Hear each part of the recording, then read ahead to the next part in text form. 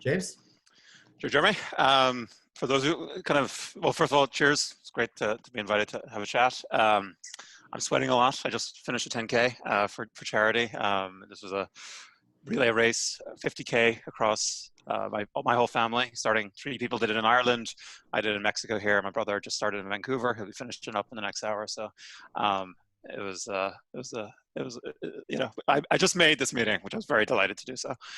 So yeah, I'm going to share a couple slides. As mentioned, I'm pretty method.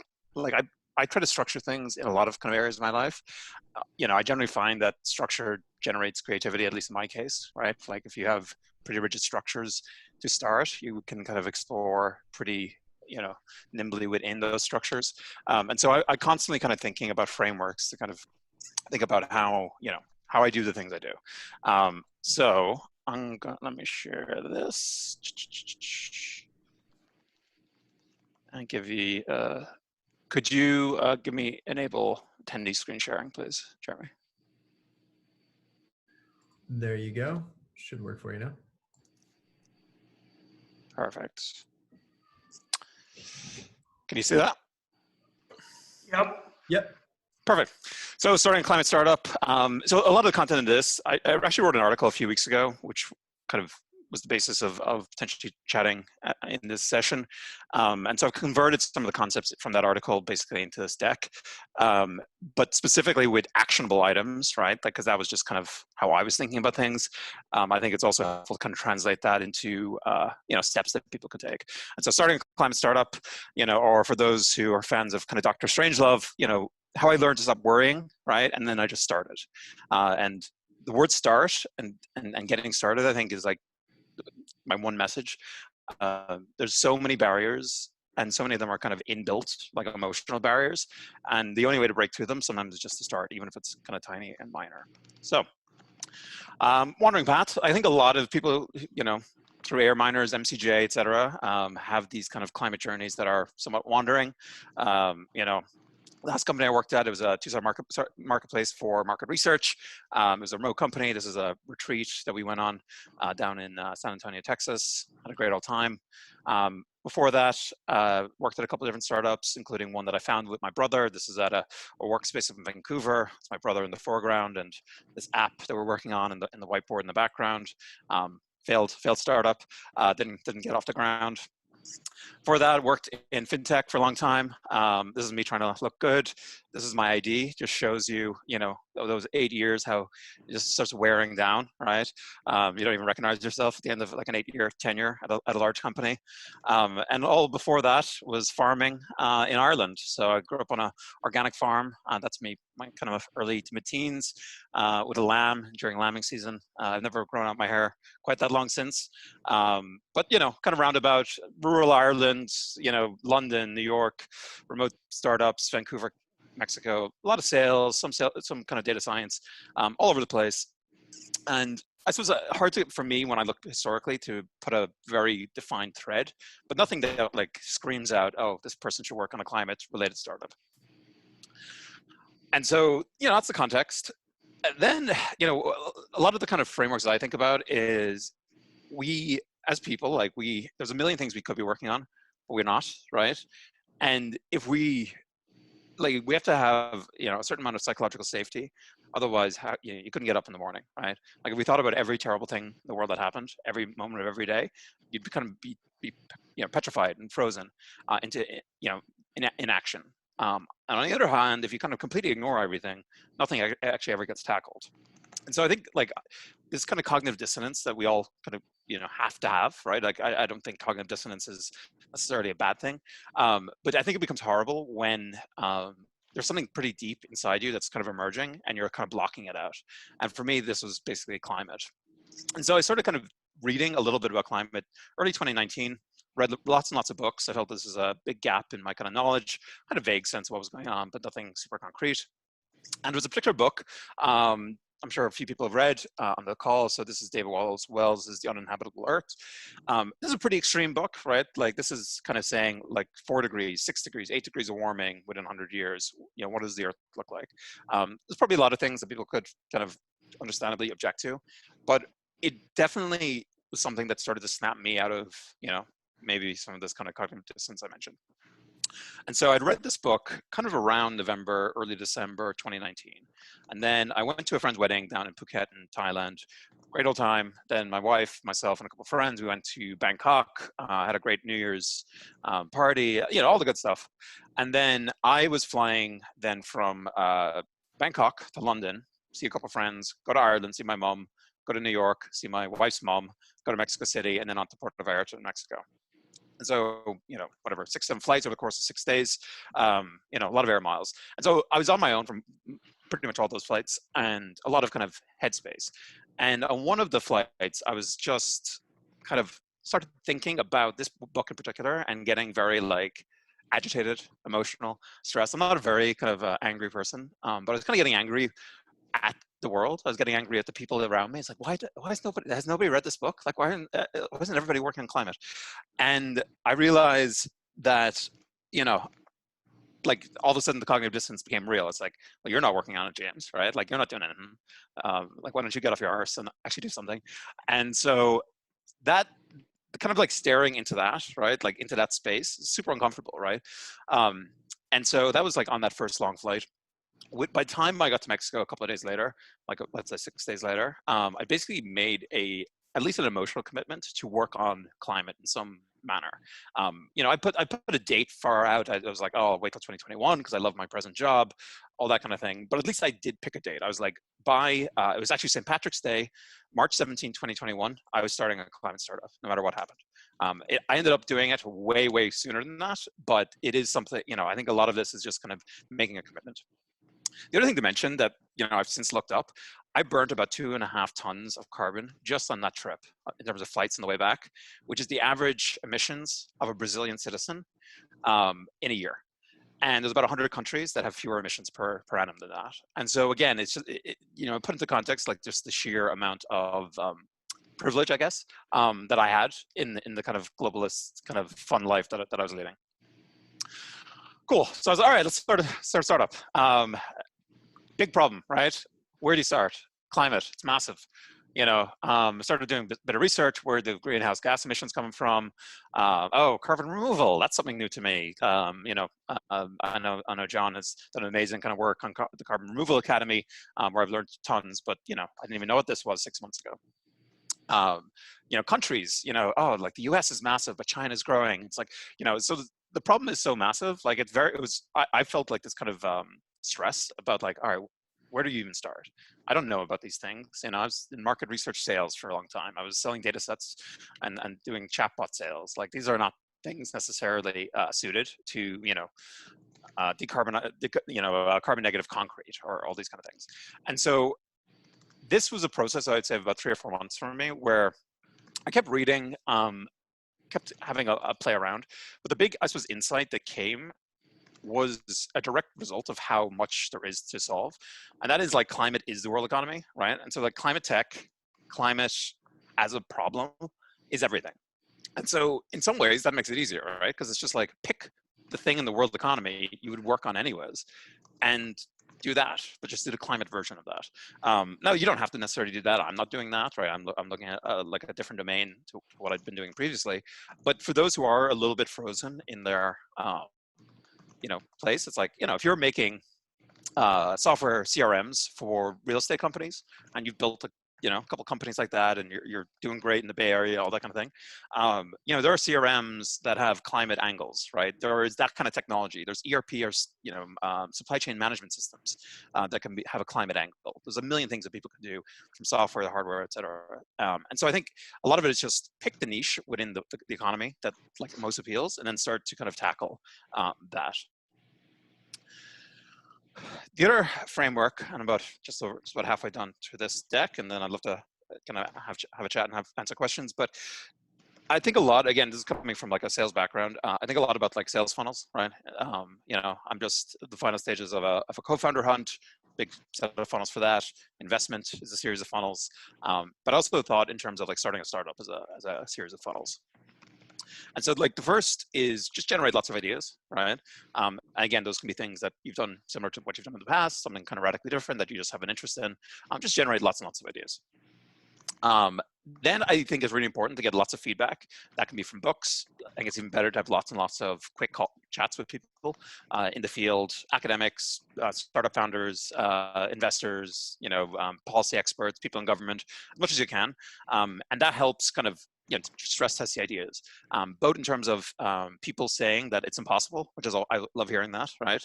Especially when academics tell me something is impossible, I'm like, that's a good challenge. And so, it helps to kind of narrow down that kind of universal ideas. And then you need to launch and demo. You need to launch something that's demoable. We'll say that. This whole process, right? Like if you, depending on like the way you approach it, could take a day, take a week, more likely take a week to a month, but it shouldn't take a year.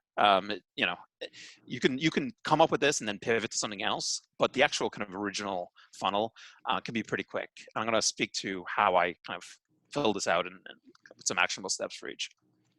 But the other big thing that I think is super important is to have some form of set of principles that kind of govern your direction within these things. Because climate is so has a very specific challenge, right? CO2, right, or CO2 equivalents, and that is the thing.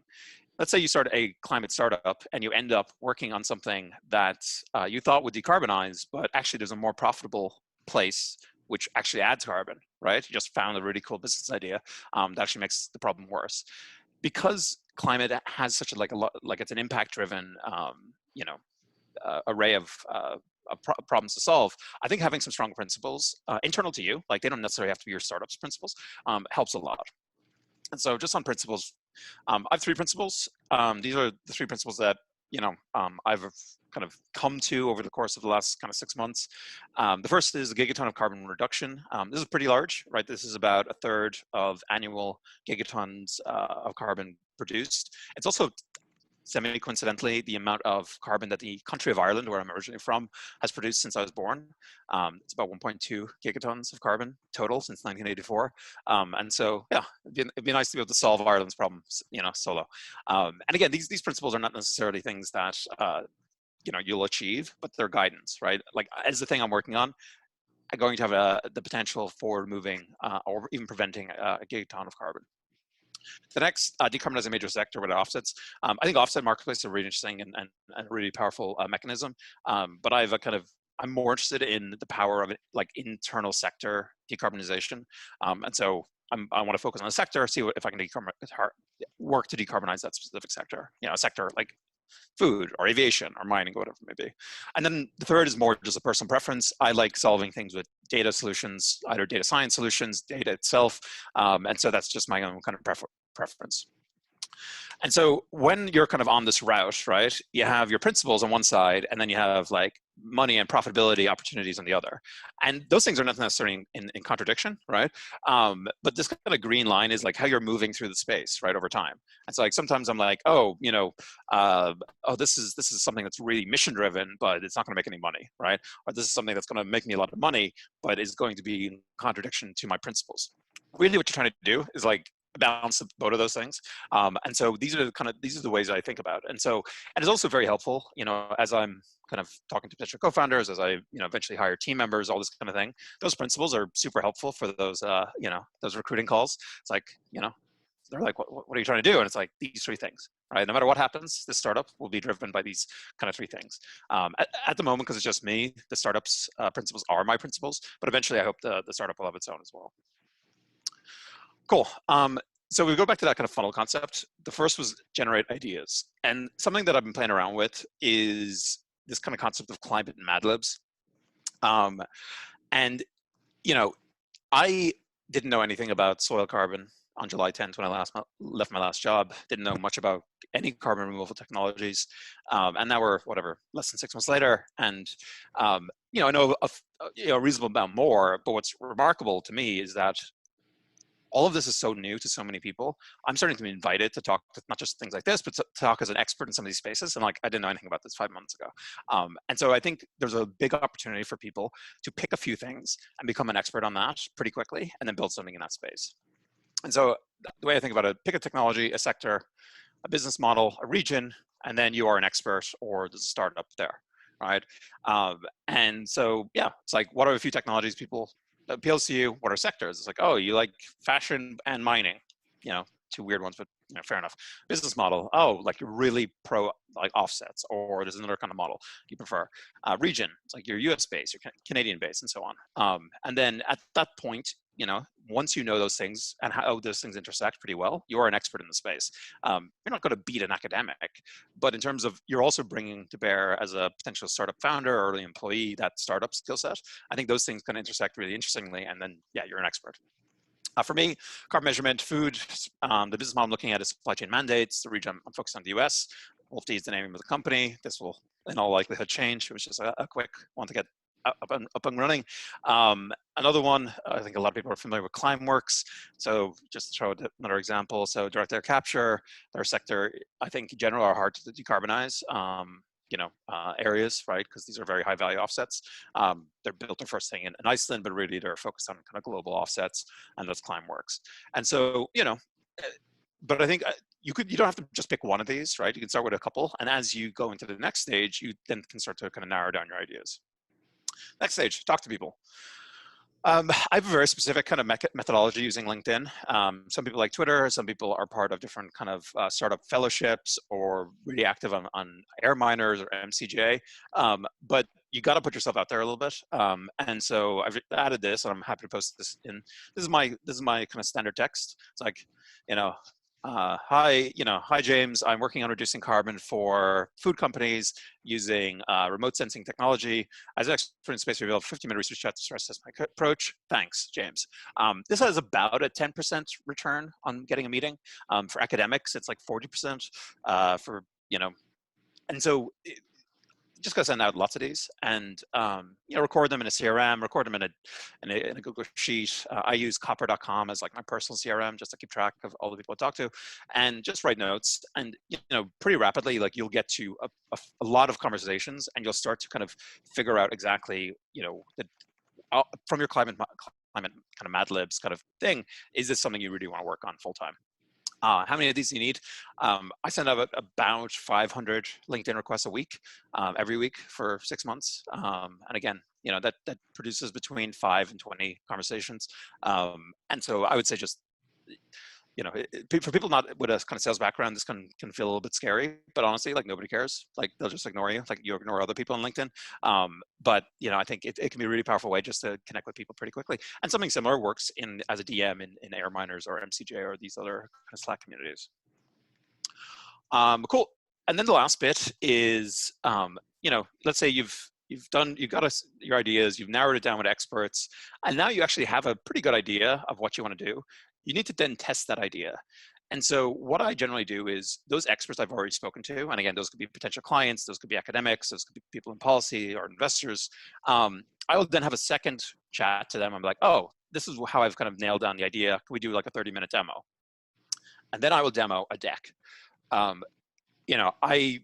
In one of my previous startups that I founded, we built a lot of product. We didn't, talk to enough users.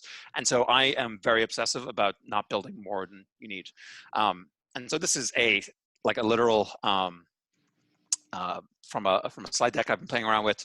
This has gotten me a $6,000 first pilot with a large agribusiness on the basis of this and 2 other slides. It doesn't take a lot. This thing on the right is a Twilio bot I built in half a day. But the key was just getting a GIF so that I could show how this kind of chatbot collection would work relative to the kind of other common form.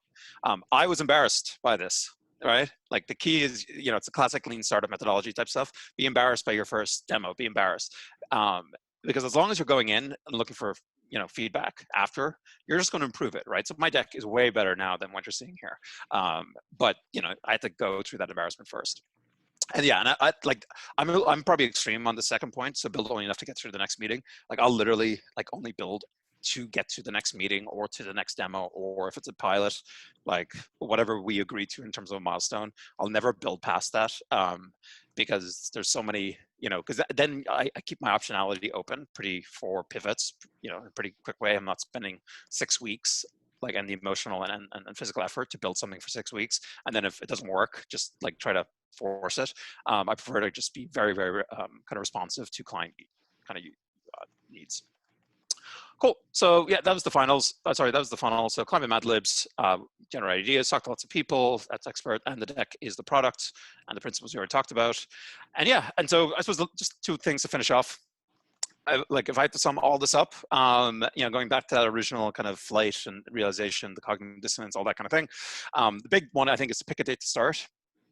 And it should be a hard date, right? Like it can be far away. Like this, my original date was over a year away from when I wanted to kind of go. But actually, one thing I didn't mention. So, it was when the reason I moved it forward is kind of COVID. I think COVID's an interesting time to start a company, especially if you have the resources to finish work.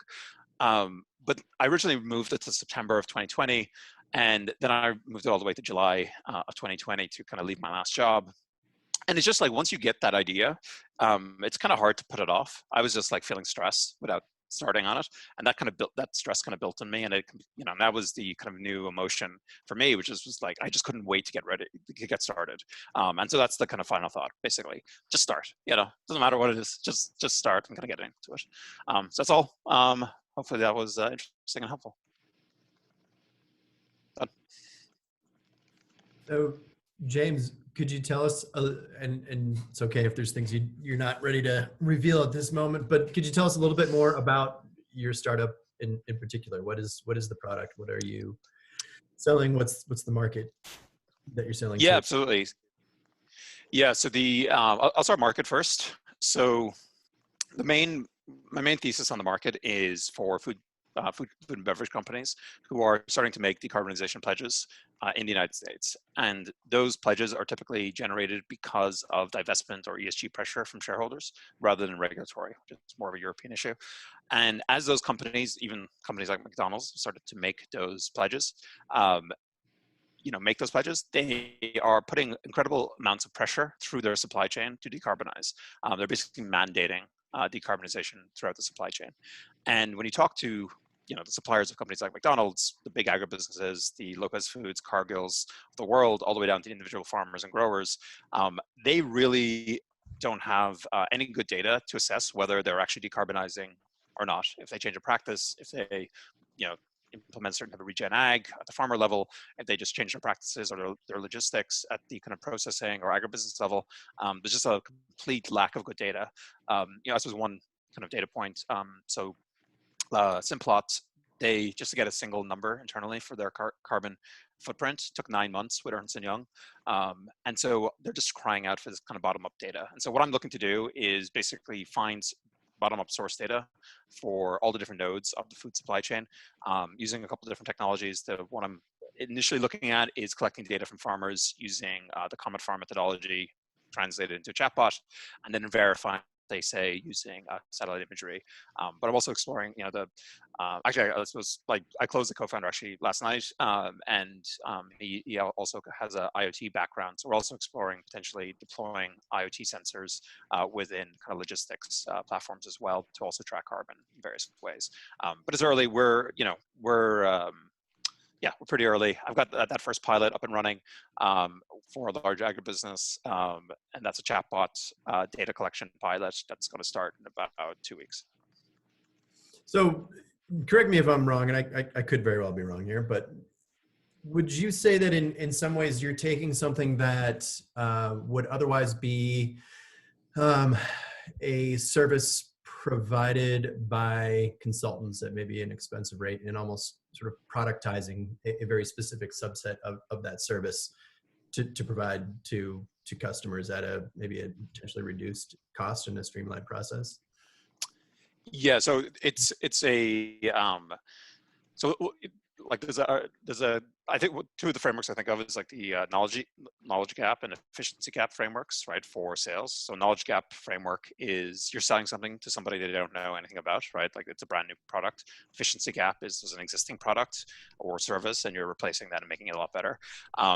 At certain parts of the supply chain, it's an efficiency gap problem, right? So they already are dealing with the Ernst & Youngs of the world. And so you are coming in with a product that's going to be, the usual whenever a data product or a product replaces consultancy, like it's, a tenth the time or 100th the time for a tenth the price kind of thing. But there's also a knowledge gap problem at the level of the farm itself. Like farmers aren't collecting carbon data. There's a lot of innovation in this space.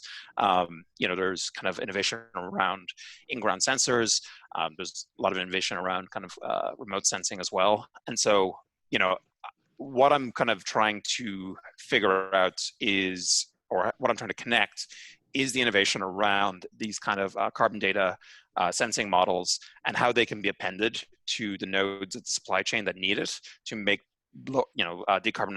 less carbon intensive decisions at every kind of point in the node in a way that isn't dependent on kind of soil offsets. Got it. Another question for you. You mentioned you just closed on a co-founder. Congratulations on that. How and where are you looking for a co-founder? And did you originally intend that you would ultimately have one, or did you set out as a solo entrepreneur, get lonely, and say, I need a co-founder? Yeah, it's a great question. So I was more, at the very beginning, it was back in July, I was driven by co-founder searching more by investment consideration, right? Like most kind of pre-seed investors prefer 2 to 3 person teams rather than a single person. So that was like the original reason I started looking. But that wasn't the reason I continued looking, because after I just met a couple investors and realized I'd probably still be able to raise a pre-seed round as a solo founder. It'd be more difficult, but definitely doable. It became more that a lot of the technology side, like it would take me a while to learn it well enough to, to be an expert. And it's nice to take some of that decision-making pressure off just a single person. So that was, I was looking for a partner who is, basically a genius in that space, right? Like, and so it took me a long time. I started, whatever, 4 or 5 months ago now. And I've talked to probably about 120, 130 people, a mix of people in my own network, through things like the On Deck Fellowship, a lot of cold outreach on LinkedIn. And my methodology was first call, 15-minute, AngelList as well. First call, 15-minute chat. I pitched the idea. They asked me a couple questions. And the only thing I asked them in that first call is like, what do you want to build in the next 3 years? And you can tell a lot from that question. Like, is this somebody who's like co-founder material or early team material? And then either people would opt out at that point, not a suitable time in their life, husband laid off during COVID, all this kind of thing, or they would be really interested, but I wouldn't think they would be co-founder material, so I would tag them as employee material in my CRM and keep them posted, give them kind of monthly updates as I progressed. And then the other people who I thought would be a really good potential co-founder, I'd move them into a new funnel. And so then we'd have another 1-hour conversation, get to know each other. Then we'd have a hackathon, which is key. So about 8 people got to the hackathon level, which is a full day where the 2 of us come up, ideate, come up with a project, try to get it out in the world all in one day. We did some weird things. Like one person, we came up with a, influenced by Rhizome, that bamboo startup. It was like, if you put in your address into like a box in an email, it'll tell you whether you could grow bamboo that you could build a house in your region. And, have a happy panda, sad panda, all the way through to, voter suppression app we did on a hackathon with somebody else. So I did lots of those hackathons. Of those 8, you learn a lot, right? Like I actually had one last Friday, and this guy I thought was amazing. And then we very rapidly realized, like, you just can't work together. He was getting very stressed over very minor things. There's no pressure, right? And so you learn a lot. And so through the 8, 2 got through that.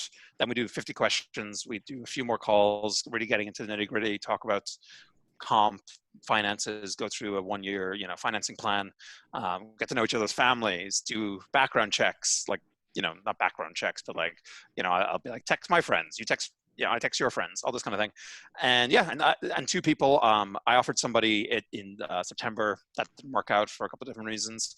And then I found this guy, and we've been talking for a while. I actually have a lot of mutual friends, and he's been great. And I'm super excited to kind of move forward with him. It's great. Super comprehensive process you just laid out there. I love it. A hackathon. So I had founded a company with my brother previously, and that did not work out. And we're back best friends again. But I became very obsessed with due diligence for co-founders after that experience. Understandably so. So were you looking for someone with a specific technical skill set as well as sort of a complementary maybe disposition to yours? Yeah, it's a great question. So it moved around a bit. Originally, I was looking for a complete unicorn. I was also, like, to be honest, the first 2 months, it was entirely, everybody I spoke to was a woman. I was very much trying to get a diverse founding team as much as possible. And so the first 60 people I spoke to were women. And then just, the specific skill set were data scientists, ideally, had founded something at least once before or had worked at startups at a minimum. I didn't want people who had been staff, data scientists at IBM for 10 years. That's not really suitable. Perfect World had worked with satellite imagery, but like computer vision in general was super valuable. And also could be an engineer, right? Because they'd be building MVPs until you hired engineers. And so like the perfect world is like somebody who wasn't a software engineer, became a data scientist or vice versa, and has a real passion about the space. In terms of interpersonal, I was like looking for somebody who I could have fun with originally. Then I lowered that criteria because you don't necessarily have to be best friends with this person. But it is, I suppose, interesting. Like the guy I ended up going with is somebody that I'd have a pint with anytime. Like I think we'd be mates regardless of the co-founder thing. And so, yeah, I think that does make a big difference, especially if you're getting into a 5-10 year relationship with somebody. Yeah. It can be a lonely space going it by yourself. So I'm sure you'll be looking forward to having a friend and a sounding board to bounce the ideas around a bit more than just off the sides of your own skull. So that's good. That's good for you. You did mention that you are in, or maybe had just recently finished the program for startups, and I wanted to dive into that just a bit. So, just tell us a little bit about it. What is it? What are you doing? And is it helpful? And would you recommend something like that for other folks in a similar position? Yeah. So this is On Deck, the On Deck Fellowship. So it's beyonddeck.com. Excuse me, is the domain. I originally applied for it in June, and I wasn't accepted. And then I reapplied in August for the next cohort, and I was. The original reason was actually because it was part of this co-founder kind of hunting. So they have about 200 people per cohort. I was the 6th cohort. It's only about a year and a half old, and the standard is pretty high. Like a lot of former head of European growth for Uber type level, all the way down to people who just did something weird but are pretty early in their career, and a big kind of mix. And there's like 200 people, and it's supposed to be for people who are just at the beginnings of an idea and are looking for co-founders and so on. I would say in general, it is like the actual experience was a lot of people had an idea, and there weren't that many people who didn't have an idea, and so there wasn't really too much actual co-founder matchups in that space. Overall, it was well worth doing. The Slack channel is very busy in mostly good ways. There's an amazing directory associated with it, so all the previous cohorts, like the content that's produced is phenomenal. Like the speakers they have are, Floodgate and Benchmark, and like the VCs that they have are high quality. You get a lot of access. So overall, I would be pro doing it. I would say like a lot of these programs, because a lot of them are springing up, like the best value I got was DMing, going into the directory, finding the people in the climate space or in the remote sensing space or in the related space, and just DMing them, a couple paragraphs about a couple lines about what I'm working on, and then having a few conversations with them. And through that, I've found some really interesting people. There's a guy who's working on building the first regen ag potato chips and tortilla chips as a product. Omar, so like we chat all the time now, and very interesting kind of perspective. But yeah, it was good. I was surprised of the 200 people. I would say about 40% were doing something future of work, Zoom of X, Slack of Y kind of thing. Only about 10 or 15%, more like 10%, were doing anything climate related whatsoever, which I was pretty surprised by. And yeah, I think that was my major, there was a whole pitch day where about 180 of us all got a minute to pitch. And I was pretty surprised for the quality of the people, how small some of the problems being pitched were. But yeah, I suppose that was the only small critique. So I've got another question. I'll keep throwing them out there, and folks, if you guys have questions too, please jump in. But I want to know. I want to kind of go back to like the ideas that you moved past. Ultimately, you have to settle on one when there's 6 Sure. million to buy.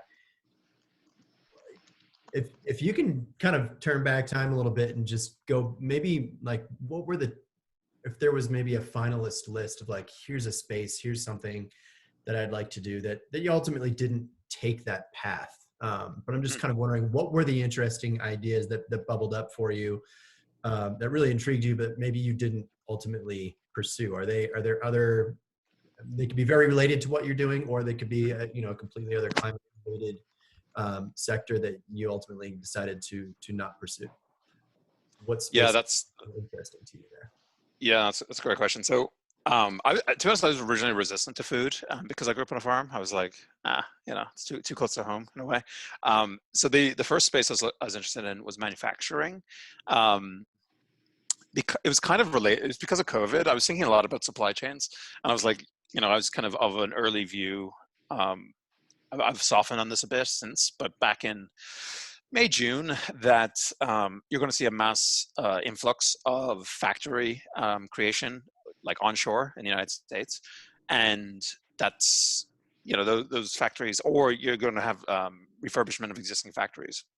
And so one of my early ideas was around how would you decarbonize manufacturing for onshore companies, and I was thinking about like a lot of factories might have bad insulation and be overheating. And so I was actually thinking already at that point about satellite imagery. I was fascinated by satellite imagery and the scale you can get to that, but use infrared to see are the roofs of warehouses too hot or too cold relative to what the products need. And you could use that information to kind of have them adjust their utility bills or whatever it may be. So that was like an early idea. The big thing for me was like, kind of kept going back to principles and so on.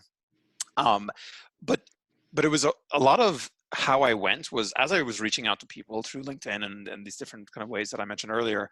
A lot of it was driven by who got back to me. Like it was mostly food people who got back to me. Like the manufacturing people didn't. Like the head of sustainability for AB InBev was an incredibly like important, powerful woman in that space. Like she I sent her a LinkedIn cold message and she like messaged me within 3 minutes. She's like, let's talk. She's like obsessively trying to find technology in that space, which is like a lucky thing right now. And I probably just got her on a good day. But we ended up having like a 35-minute conversation, and a lot of how I was like, oh, there's really something big in that space, and so that drove it. The other one that I didn't get too into this, but it is interesting as you have a lot of these conversations. Like those early 15-minute conversations, I just ask people, particularly who are potential early clients, what's the big problems you're trying to face in this space?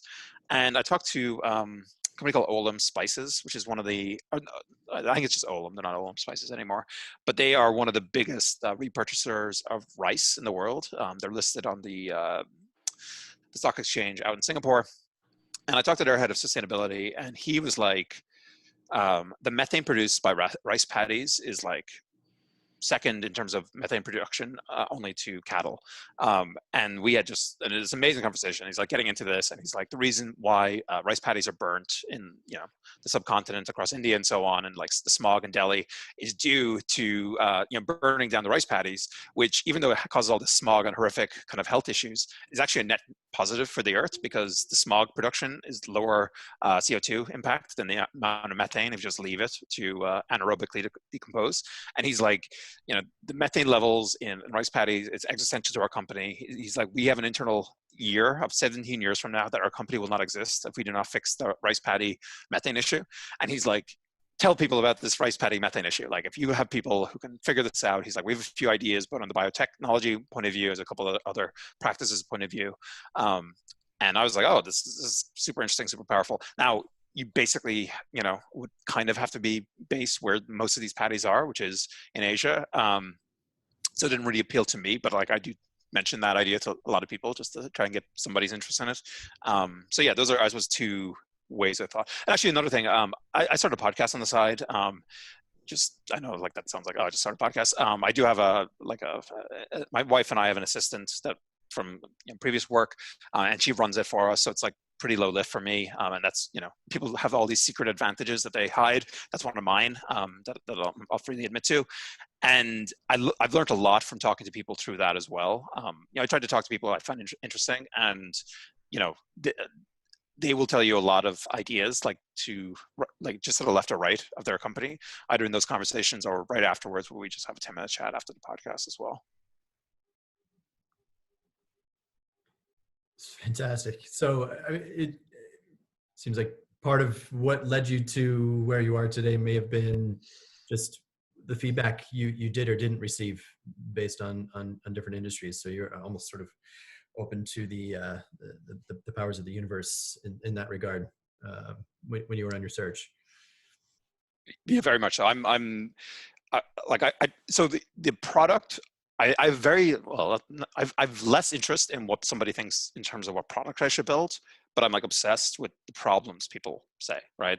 Like that's all I'm listening. It's like, what's your problem? What's your problem? What's your problem? And then, like they don't know what products are possible, right? Like, apologies for the banging, but I talk to agribusinesses, and there's just some basic data stuff that we've been doing in fintech for years. And like I mentioned, these kind of basic kind of ID methodologies, and they're just like blown away.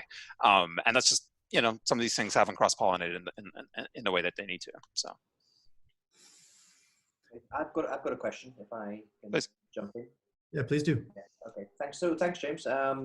Funny enough, I'm working on a biotech solution for rice husks and straw. So, coincidentally, mine's a hardware story, and I think we're the only people doing our thing. So it's hopefully going to get some traction. But we're in a sort of slightly volatile world. So a question for you. So how do you sort of treat competitive advantage? I mean, I say this in the context that generically it feels like there's a lot of ideas out there. And for sake of argument, if you can jump into something, say within a year, build a team, build a basic product, get out there, then, ordinarily speaking, everybody can do the same thing. Consultants, big companies can spin out and sort of throw something. So how do you tackle that? Because ultimately, I mean, I think this is one of the interesting things for investors is that, I'm just sort of saying, so they can look at your opportunity and said, yes, if you took the entire market space, it's a gigaton impact. But if there's 300 people that jump in, then it's, there's going to be winners and losers. How do you then sort of say, I want to sort of jump up to be a winner? Is it through strategic alliances? Is it just being first, or you don't care? Because as long as you've got a good product, you can commingle with somebody else afterwards and, join forces. Yeah, it's a great question. So I suppose there's the answer I believe myself, and then there's the answer you tell an investor, right? And so the answer I believe myself is generally speed. Like, I don't really, there's a reason that like the large agribusinesses I'm talking to, they could build a chatbot in Twilio. Like they have, 2,000 engineers. But I was talking to our head of digital transformation as part of this project. And the thing I built in an afternoon, he's like, we haven't been able to build this in 3 years, right? Not because of the technical gap, but because of the, all of the reasons why like small companies can move fast and large companies, are really good at specific things, but really struggle to go left and right of themselves. Like there's a metaphor from, I think, Ben Thompson about like big, great companies are like bullet trains, right? Like they're on tracks and they will go a million miles, and you never want to be exactly what that bullet train is doing, because like you'll never be able to catch up. Like that bullet train is perfect, but like a bullet train, can't, like, is going to one village, it can't go to the next town over, right? Like, because the tracks don't go there, whereas you can. And so that adaptability, just things that are slightly outside of the space of these large companies, is I think where a lot of that kind of fertile ground is. And again, I think from a speed point of view, like you can always beat large companies, especially in like these older sectors, like agriculture, food, mining, manufacturing, straight up tech solutions. Like the FANG companies, they understand the whole competitive, the competitive obsolescence, and so they literally have teams just built around avoiding that. But most companies don't have that. On the, I'm always more concerned with like other startups that are going to come in and completely kind of decimate the space. And so not decimate, that's the wrong word. So there's two scenarios, right? So let's say I built a company that massively decarbonizes beef, right, through people using better feed for cattle. And then cellular beef just takes off. And they're like, we don't need any more cows, right? Like, we've eliminated cows. Well, my startup doesn't exist anymore, right? Because cellular beef, like a completely orthogonal technology, has completely disrupted that. So I think a lot about those kind of technologies, but because it's the climate space, like I could live with that. Like, if there's that much of a net positive for the world, and some amazing kind of whiz bang technology comes along that I hadn't thought of, and it's scaled within, 5 years when I thought it'd be 50 years. I think those are just the hard knocks. The other space that I worry most about, though, is where somebody's just about to do something very, very similar to you, and like, how are you going to adapt to that? And so, big example, which is a real example. So, this company called Cloud Agronomics. Cloud.ag is the domain, and they raised $6 million about 2 months ago, or a month and a half ago. And when they raised money, I was like, oh, this is interesting. And I went to their Medium article, and I was like, reading the Medium article, and what they described in that Medium article was about 80% of what my idea at that point was, and they were 2 years ahead. And so I called the co-founder of that company, and I told him that. I had a great chat to one of the founders of Cloud Economics. I was like, I'm working on this exact thing. It looks like you're a bit ahead. Sorry. Oh, I'm not sure what's happening with that. Sorry. And so so in essence, I called, I talked to the guy. I was like, we just had like a frank thing, and I got a sense of like, the technology that we build might be quite similar, but he's very much focused on the offsets marketplace, whereas he's less focused on decarbonizing infrastructure and supply chains directly. And so I'm like, oh, I think there can still be a space for both of us here. These are also very, very big industries, and so I still think that there's more, there's space for more than one anyways. But yeah, I'm pretty honest. Like, I will just reach out to potential competitors because as of right now, I have nothing to lose, right? Because I haven't built anything, like, relatively speaking. And so yeah, like, if I can find out a bit more information, it's helpful. I think one just comment. Just got one more thing. It's so funny is that coming from the UK, you sort of hesitate and and saying, well, I don't know if I could send somebody a LinkedIn request. I don't know them, and we don't have any friends in common. I haven't been out for dinner with them or anything. And you would, come from a LinkedIn world where, I think 10 years ago, I felt you really had to know something before you're on LinkedIn, and it was a sort of curation of your existence. And now we're on webinars, this, that, the other, and you're connecting with people left, right, and center. But I still have that reticence to connect with somebody and then listen to you, which is almost, pardon my French, what the fuck, just no downside, go for it. And that kind of approach is so left field for me. I'm coming at it sort of from a, I'm doing, I need a favor from somebody, so I feel a little bit embarrassed at times. I think I can take that all fine. You seem to be unstoppable in that regard. You just keep going, right?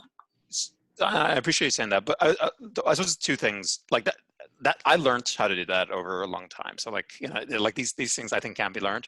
The other thing I think, which I mentioned less, is just this kind of abundance mindset point of view. And like, it's a bit, Silicon Valley woo, but I'm like very much, as much as possible, trying to give as much as I like taking, right? And so I don't really feel bad about asking a lot, because like, I'm offering a huge amount. There's a lot of people I give, a lot of time to, like in the space, I try to be very supportive of other founders, and all that kind of thing. I'm always connecting people, like the investors I talk to, I connect them with other founders all the time. And so I think like, if your general vibe is to like be helpful, I think it's completely fine to ask for help as well. And I suppose that's how I, justify it and live it. So. Oh, good luck. Any other questions? Yeah, James. I had one. You mentioned in one of your slides, it was a wiggly diagram where you were struggling with and figuring out and strategizing a choice for your startup between mission-driven and money, I guess. And obviously that's, in this space, a difficult challenge because it seems like they aren't necessarily aligned, depending on what you're trying to solve. And then the sweet spot is finding one where, mission-driven and money are aligned. Speak a little bit more about that and how you came to the decision you came to for your business and what trade-offs you made along the way. I mean, it's something that I struggle with a lot. I'm trying to align my mission-driven focus with making money, but I'm having trouble lining them up. Yeah, it's a great question, Jack. So, like one of the decisions people I think have to make is whether they want to be in VC backable space, bank loan space, bootstrap space, right? Like I think the financing, is quite a kind of important element to this. And so, I decided because of the timing and the scale, like I wanted to be in the VC backable space. And so that immediately restricts the types of businesses you can build, right? Because VCs want 75% returns. And if you're not going to get 75% returns, at least potentially, like it's going to be a problem. Again, not every VC. There's certain types of direct to consumer and different kind of physical hardware VCs that care less about those returns. But in general, those are the things you're kind of targeting. And so I think there's still plenty of ideas that have meaningful climate impact that have VC backable returns, but I don't think there's an infinite number of those ideas either, right? I think 5 years from now, like I don't think there'll be too many of them left. Because if I think about, let's say, the curve for things like renewable energy, like we're not in VC backable return space with solar and wind anymore. We're in project financing space, bank loan space, right? And so a lot of these technologies will get to that type of return level at some point. And so in essence, like I'm interested in software and data solutions that have high returns that scale rapidly and help the problem.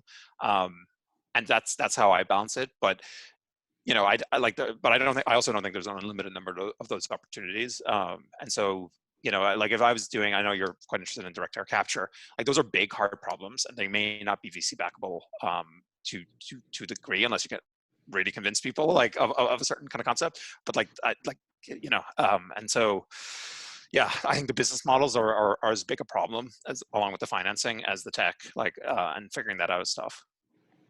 Yeah, just an observation. Thanks for sharing that, by the way. I appreciate the speed of which you approached your decision tree. I like the pace at which you move through it. I like your aggressive nature and talking to a whole bunch of people and failing along the way and using that as a way to make your process and your product better. I think that's awesome. Just that observation. I was going to ask a question. I'll leave it at that. I'm blushing, Jack. Yeah. No, it's impressive. The observation I was going to make is that speed is more challenging in a hard tech focused business model. So in a software model, it's easier to scale it and iterate and improve and create and demo and stack on top of that and do just enough to get to the next one. And all that works in the software model, which is great, but it's a lot harder to do and probably not doable at all if your initial step is demoing a piece of hardware that is based on hard science, which might take a year or two to figure out, right? I mean, it's a different model. Just an observation. No, and it absolutely is. There's a company called Co-Inspect who have just pivoted from being a software checklist software company to like thermometers, IoT thermometers to track cold chain changes and make sure that there's no spoilage events and dramatically like reduce the amount of energy used in cold chain technology. They're I'll post it on the Slack channel because I interviewed the guy and then there's a few other links there. I think they're a really interesting kind of example of deploying like hardware relatively quickly. It still took 18 months, but they deployed it with a business model that like scaled pretty rapidly. And I think that's a pretty interesting kind of use case. Very cool. Now, again, I appreciate your approach and I appreciate your speed and your, I enjoyed your comments. Thanks. Yeah, James, I think the way that you think and organize your thoughts, behavior, and actions is interesting, effective. I think there's a lot that people in this space, and I think it's very germane to this channel in particular, We should have an update in a year. That'll be good to put in the diary and then to see how your journey's been. Let's take. I'm raising it in spring. That's the next big milestone. So we'll see if I have some cash, and then I'll happily give an update after that. I was going to say, I think James moves too fast to wait a year. I think we might have to say 6 months. Climate will be solved in a year, huh? Good luck, James. Cheers, guys. I really appreciate everyone, the great questions and everybody's kind comments. And yeah, thanks for organizing your me. And I'm less active in air miners than I should be, but I'll try to be more active in time because I think it's a great project. So I got to check out. See you guys. Good to see everybody. Thanks, everyone. James, thank you for your time so much. We appreciate you spending the time here, and I wish you all the luck in the world in what you're working on. I hope we can stay in touch. I appreciate it. Very good. Thank you very much, mate. Bye now.